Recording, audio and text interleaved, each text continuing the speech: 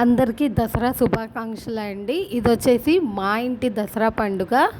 ఇక్కడ వచ్చేసి అమ్మవారికి కూర్చోపెట్టామండి. ముందుగా అమ్మవారికి పసుబొట్లు పెట్టుకొని కుంకుమతో అలంకరించుకున్నాము.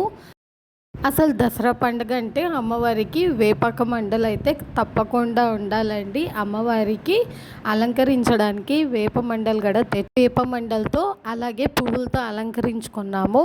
ప్రతి దసరాకి నాన్ వెజ్ అయితే అసలు కుక్ చేయమండి. ఫస్ట్ 9 days అయితే కంప్లీట్గా నిష్టలో ఉంటాము. అంటే నాన్ వెజ్ ఇంట్లో కుక్ చేయము. అలాగే పూజలు పునస్కారాలతో అయితే మేము ఆ 10 రోజులు నియమ నిష్టాలతో ఉంటాం అన్నమాట. ఇంకా 10వ రోజు వచ్చేసి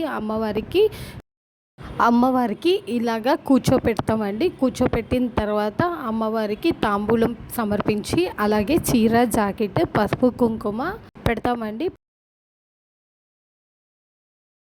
అమ్మవారికి ఇక్కడ మనం పెట్టిన ప్రసాదము చల్లన్నం అండి. అంటే పెరుగన్నము అలాగే కొంచెం బెల్లం ముక్క పెడతాము. అమ్మవారికి ఇక్కడ మనం పూజ చేసేటప్పుడు పెరుగన్నమే పెడతామండి ప్రసాదం కింద. అలాగే ఇక్కడ ధూప దీపాలతో చక్కగా అమ్మవారికి పూజ చేసుకుంటాము. ఈ పూజలో మెయిన్ అమ్మవారికి వచ్చేసి మనం ఓన్లీ పెరుగన్నమే పెడతాము.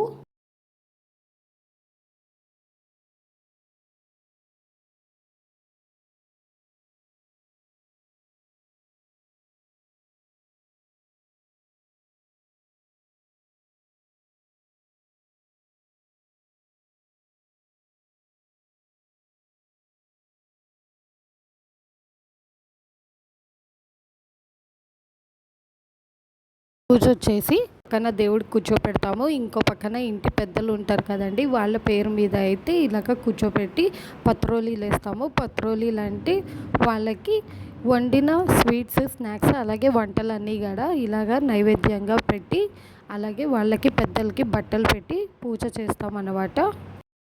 ఈ దసరా పండగకి మెయిన్ వచ్చేసి పరవన్నం వండుతామండి. అలాగే గారెలు హల్వా పూరి వండుతామండి. హల్వా పూరి అంటే కేసరి పెట్టి పూరి చేస్తాం కదా, ఆ హల్వా పూరి వండుతాము. అలాగే పెద్దలకు వచ్చేసి కోడి కూర మాంసం కూర వండుతాము. దేవుడికి వచ్చేసి ఓన్లీ ముద్దపప్పుతో అయితే పత్రోలు వేస్తాము. పెద్దలకు వచ్చేసి నాన్ వెజ్ వండిన నాన్ వెజ్తో అలాగే గారెలు.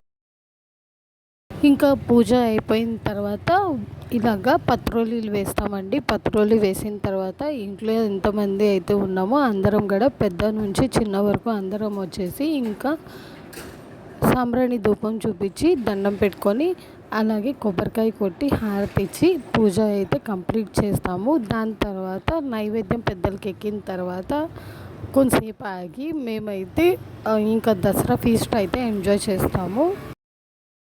ఇలా మా దసరా ఫెస్టివల్ అయితే సెలబ్రేట్ చేసుకున్నామండి. ఈ వ్లాగ్ మీ అందరికీ నచ్చిందని అనుకుంటున్నాను. మరొక వీడియోలో మళ్ళీ కలుద్దాం. Stay tune to for more vlogs.